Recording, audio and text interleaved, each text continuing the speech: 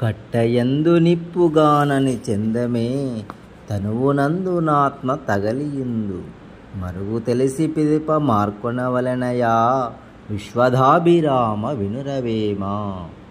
పద్యం యొక్క వివరణ. కట్టెయందు ఎలా అయితే నిప్పు దాగి ఉంటుందో అది నిప్పు రవ్వతో రాజుకున్నప్పుడు ఎలా జ్వలిస్తుందో ఈ శరీరంలో ఆత్మ దాగి ఉంది.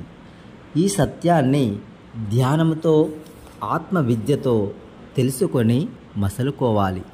ఆత్మ జ్ఞానం అనే అగ్నితో నీ యొక్క కర్మలు దగ్ధమవుతాయి అంటున్నారు యోగి వేమన గారు. Thank you.